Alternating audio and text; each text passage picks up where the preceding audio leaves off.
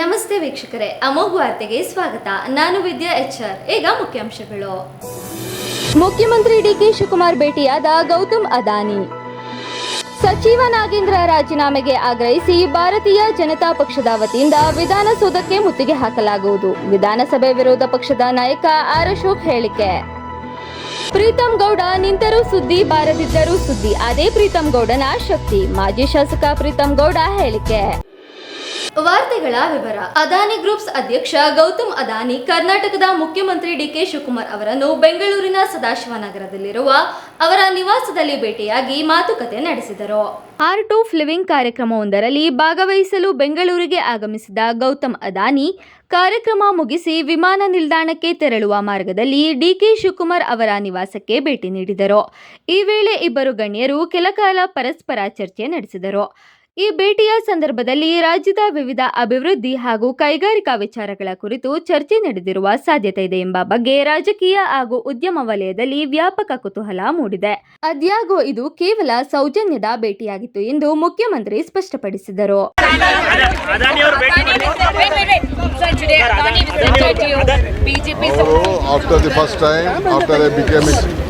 ನಾನು chief minister ಆದಮೇಲೆ ಮೊದಲನೇ ಬಾರಿಗೆ ಅವ್ರಿಗೆ ಬಂದು ಇಲ್ಲಿ ಭೇಟಿ ಮಾಡಬೇಕು. ಇಲ್ಲಿ ಬೇಕಾದಷ್ಟು ಅವರೆಲ್ಲ ವೃತ್ತಿ ಮಾಡ್ತಾ ಇದ್ದಾರೆ.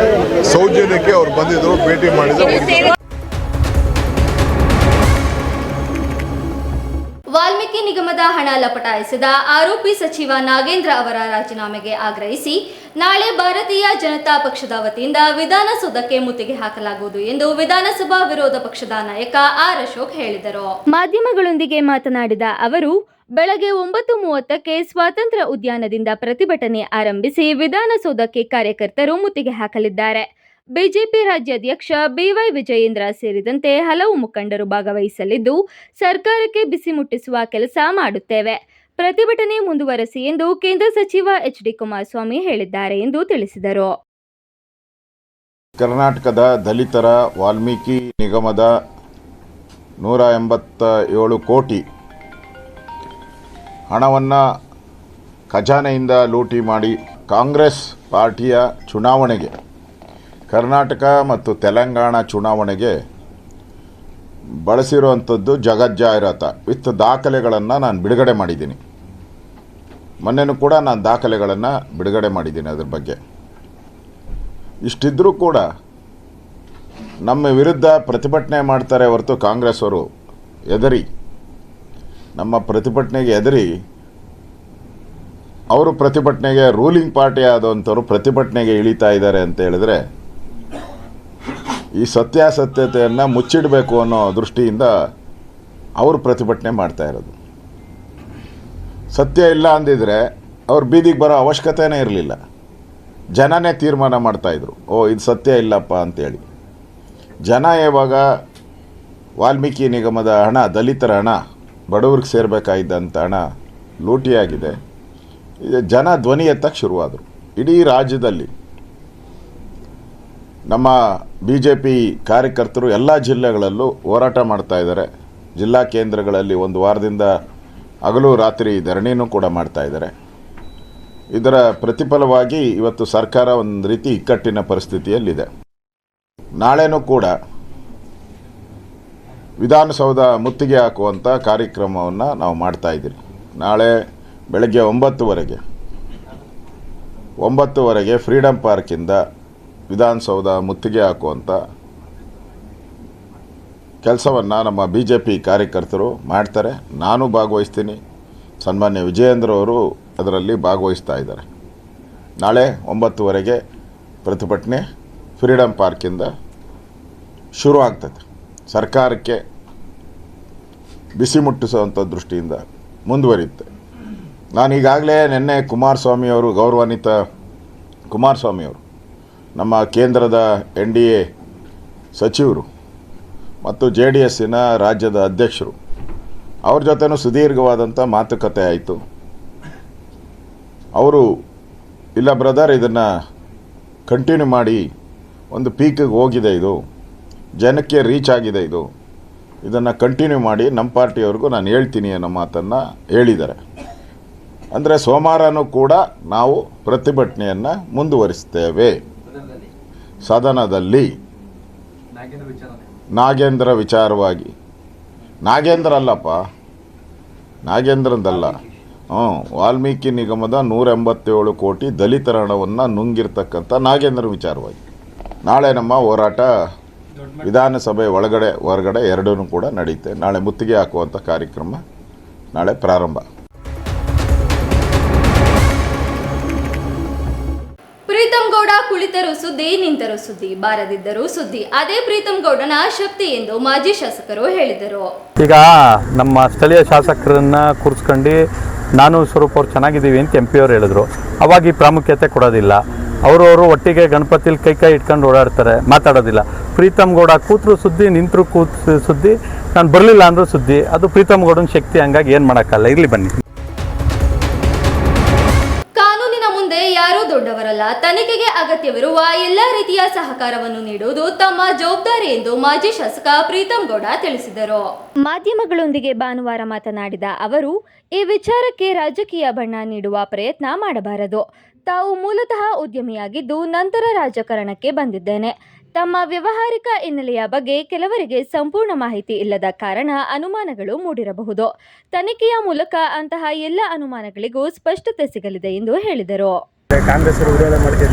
ನನಗೆ ಅದರ ಟೆಕ್ನಿಕಾಲಿಟಿ ಗೊತ್ತಿಲ್ಲ.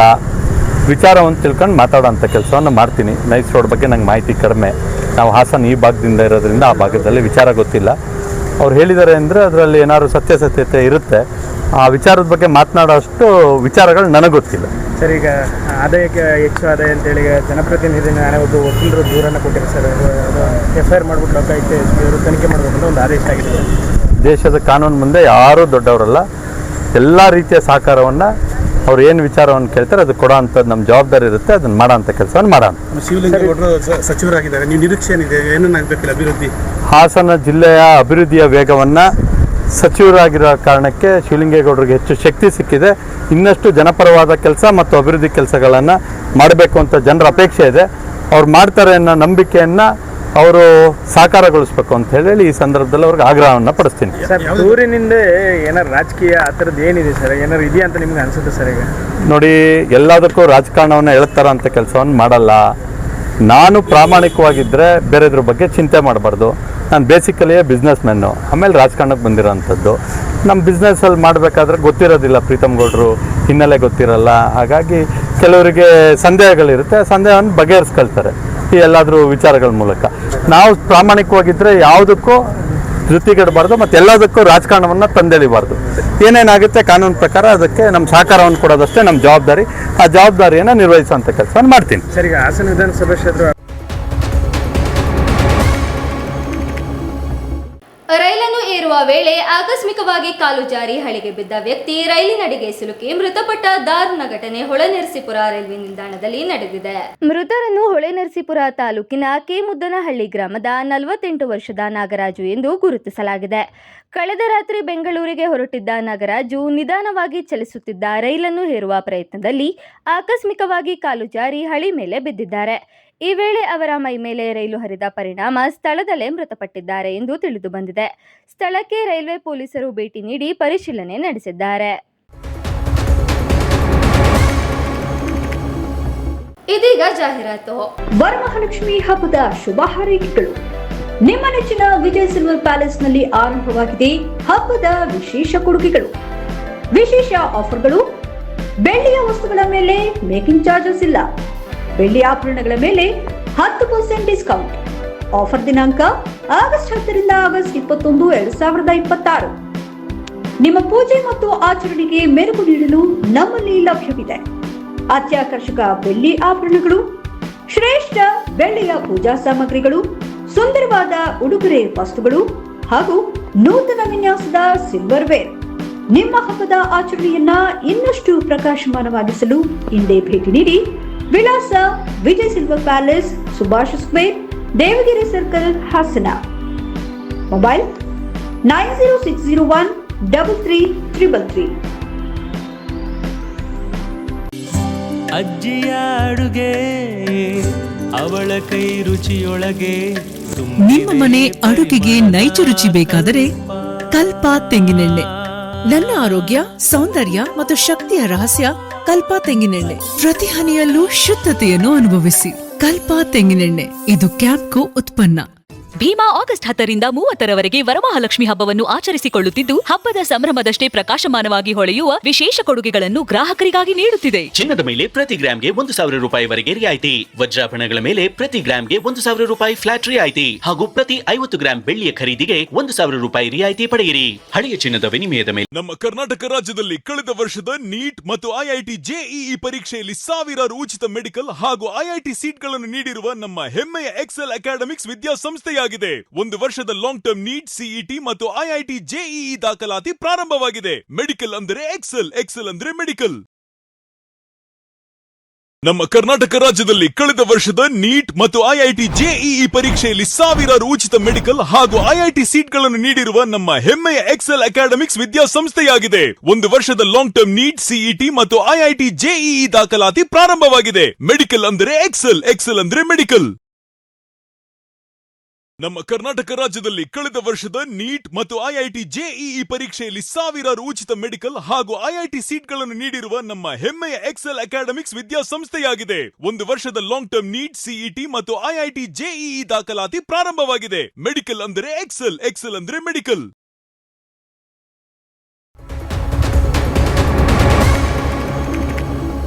ಮತ್ತೊಮ್ಮೆ ಅಮೋಘ ವಾರ್ತೆಗಳಿಗೆ ಸ್ವಾಗತ. 3 ವರ್ಷದ ಮಗು ಆಟವಾಡುತ್ತಾ ಟ್ರ್ಯಾಕ್ಟರ್ನ ಕೀ ಆನ್ ಮಾಡಿದ ಪರಿಣಾಮ ಏಕಾಏಕಿ ಚಲಿಸಿದ ಟ್ರ್ಯಾಕ್ಟರ್ ತಂದೆಯ ಮೇಲೆ ಹರಿದು ದಾರುಣವಾಗಿ ಮೃತಪಟ್ಟ ಘಟನೆ ಹೊಳೆನರಸೀಪುರ ಪಟ್ಟಣದಲ್ಲಿ ನಡೆದಿದೆ. ಮೃತರನ್ನು 37 ವರ್ಷದ ಯಶವಂತ್ ಎಂದು ಗುರುತಿಸಲಾಗಿದೆ. ಅವರು ಸಾರಿಗೆ ಸಂಸ್ಥೆಯಲ್ಲಿ ನೌಕರರಾಗಿದ್ದು ಅರಕಲಗೂಡು ಘಟಕದಲ್ಲಿ ಕರ್ತವ್ಯ ನಿರ್ವಹಿಸುತ್ತಿದ್ದರು. ಯಶವಂತ್ ಅವರು ಹೊಸ ಮನೆ ನಿರ್ಮಿಸುತ್ತಿದ್ದು ಆರ್ಸಿಸಿ ಕೆಲಸಕ್ಕೆ ಅಗತ್ಯವಿದ್ದ ಸೆಂಟ್ರಿಂಗ್ ಸಾಮಗ್ರಿಗಳನ್ನು ಟ್ರ್ಯಾಕ್ಟರ್ನಲ್ಲಿ ತರಿಸಿದ್ದರು. ಈ ವೇಳೆ ತಮ್ಮ 3 ವರ್ಷದ ಮಗುವನ್ನು ಟ್ರ್ಯಾಕ್ಟರ್ ಮೇಲೆ ಕೂರಿಸಿಕೊಂಡು ಆಟವಾಡಿಸುತ್ತಿದ್ದರು ಎನ್ನಲಾಗಿದೆ. ಆಟವಾಡುತ್ತಿದ್ದ ಮಗು ಆಕಸ್ಮಿಕವಾಗಿ ಟ್ರ್ಯಾಕ್ಟರ್ನ ಕೀ ಆನ್ ಮಾಡಿದೆ. ಪರಿಣಾಮವಾಗಿ ಟ್ರ್ಯಾಕ್ಟರ್ ಏಕಾಏಕಿ ಮುಂದಕ್ಕೆ ಚಲಿಸಿದೆ. ಮಗು ಕೆಳಗೆ ಬೀಳಬಹುದು ಎಂದು ಆತಂಕಗೊಂಡು ಯಶವಂತ್ ಮಗುವನ್ನು ರಕ್ಷಿಸಲು ಮುಂದಾಗಿದ್ದಾರೆ. ಈ ವೇಳೆ ಚಲಿಸುತ್ತಿದ್ದ ಟ್ರ್ಯಾಕ್ಟರ್ನ ಚಕ್ರ ಅವರ ಮೇಲೆ ಹರಿದಿದೆ. ಘಟನೆಯಲ್ಲಿ ಗಂಭೀರವಾಗಿ ಗಾಯಗೊಂಡ ಯಶವಂತ್ ಅವರನ್ನು ಕೂಡಲೇ ಹಾಸನ ಜಿಲ್ಲಾಸ್ಪತ್ರೆಗೆ ದಾಖಲಿಸಿ ಚಿಕಿತ್ಸೆ ನೀಡಲಾಯಿತು. ಆದರೆ ಚಿಕಿತ್ಸೆ ಫಲಕಾರಿಯಾಗದೆ ಅವರು ಮೃತಪಟ್ಟಿದ್ದಾರೆ. ಘಟನೆಯಿಂದ ಕುಟುಂಬಸ್ಥರ ಆಕ್ರಂದನ ಮುಗಿಲು ಮುಟ್ಟಿದೆ. ದಂಡಿಗನಹಳ್ಳಿ ಹೋಬಳಿಯ ಚೌಡೇನಹಳ್ಳಿ ಗ್ರಾಮದಲ್ಲಿ ಕೃಷಿ ಕಾರ್ಯಾನುಭವ ಶಿಬಿರದ ಅಂಗವಾಗಿ ಕೃಷಿ ಮಹಾವಿದ್ಯಾಲಯ ಹಾಸನದ ವಿದ್ಯಾರ್ಥಿಗಳಿಂದ ಆಗಸ್ಟ್ 18ರಂದು ರೈತರಿಗೆ ಸುಧಾರಿತ ಬೆಳೆ ತಳಿಗಳ ಕುರಿತು ಮಾಹಿತಿ ಕಾರ್ಯಕ್ರಮ ಹಮ್ಮಿಕೊಳ್ಳಲಾಯಿತು.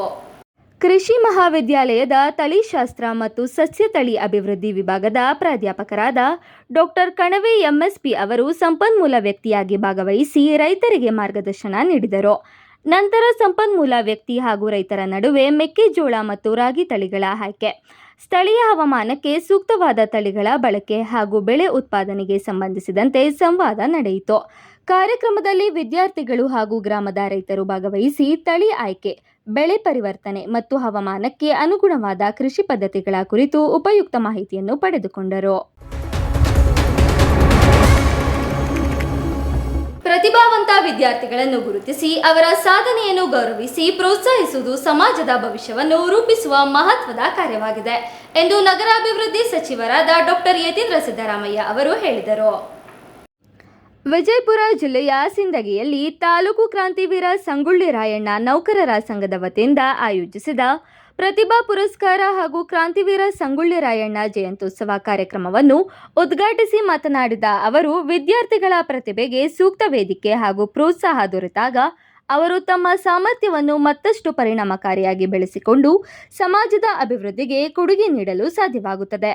ಈ ನಿಟ್ಟಿನಲ್ಲಿ ಪ್ರತಿಭಾ ಪುರಸ್ಕಾರ ಕಾರ್ಯಕ್ರಮವನ್ನು ಆಯೋಜಿಸಿರುವ ತಾಲೂಕು ಕ್ರಾಂತಿವೀರ ಸಂಗೊಳ್ಳಿ ರಾಯಣ್ಣ ನೌಕರರ ಸಂಘದ ಪ್ರಯತ್ನ ಶ್ಲಾಘನೀಯವಾಗಿದೆ.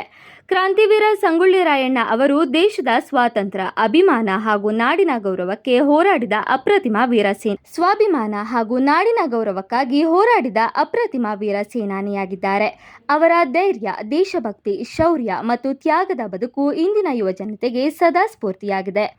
ರಾಯಣ್ಣ ಅವರ ಆದರ್ಶ ಹಾಗೂ ಹೋರಾಟದ ಸಂದೇಶವನ್ನು ಮುಂದಿನ ಪೀಳಿಗೆಗೆ ತಲುಪಿಸುವುದು ನಮ್ಮೆಲ್ಲರ ಜವಾಬ್ದಾರಿಯಾಗಿದೆ ಎಂದು ತಿಳಿಸಿದರು. ಸಮಾರಂಭದಲ್ಲಿ ಮಾಜಿ ಸಚಿವರಾದ ಬಂಡೆಪ್ಪ ಕಾಶಂಪುರ್, ಮಾಜಿ ಶಾಸಕರಾದ ರಮೇಶ್ ಬೂಸನೂರು, ಕಾಂತೇಶ್ ಈಶ್ವರಪ್ಪ, ರಾಯಪ್ಪ ಇವಣಗಿ, ಡಾಕ್ಟರ್ ಚನ್ನಪ್ಪ ಕಟ್ಟಿ, ಮಲ್ಲಣ್ಣ ಸಾಲಿ, ಕಲ್ಲಪ್ಪ ಬೀಸನಾಳ, ರಮೇಶ್ ಬಂಟನೂರು, ನಿಂಗಣ್ಣ, ಕನ್ನಯ್ಯ ಸ್ವಾಮೀಜಿ ಸೇರಿದಂತೆ ಹಲವು ಗಣ್ಯರು, ಮುಖಂಡರು, ಸಂಘದ ಪದಾಧಿಕಾರಿಗಳು, ವಿದ್ಯಾರ್ಥಿಗಳು ಹಾಗೂ ಸಾರ್ವಜನಿಕರು ಉಪಸ್ಥಿತರಿದ್ದರು.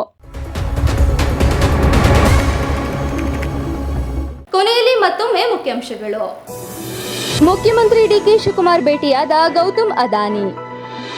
ಸಚಿವ ನಾಗೇಂದ್ರ ರಾಜೀನಾಮೆಗೆ ಆಗ್ರಹಿಸಿ ಭಾರತೀಯ ಜನತಾ ಪಕ್ಷದ ವತಿಯಿಂದ ವಿಧಾನಸೌಧಕ್ಕೆ ಮುತ್ತಿಗೆ ಹಾಕಲಾಗುವುದು. ವಿಧಾನಸಭೆ ವಿರೋಧ ಪಕ್ಷದ ನಾಯಕ ಆರ್ ಅಶೋಕ್ ಹೇಳಿಕೆ. ಪ್ರೀತಂ ಗೌಡ ನಿಂತರೂ ಸುದ್ದಿ, ಬಾರದಿದ್ದರೂ ಸುದ್ದಿ, ಅದೇ ಪ್ರೀತಂ ಗೌಡನ ಶಕ್ತಿ. ಮಾಜಿ ಶಾಸಕ ಪ್ರೀತಂ ಗೌಡ ಹೇಳಿಕೆ. ಮುಂದಿನ ವಾರ್ತಾ ಪ್ರಸಾರದಲ್ಲಿ ಮತ್ತೆ ಭೇಟಿಯಾಗೋಣ. ವಂದನೆಗಳು.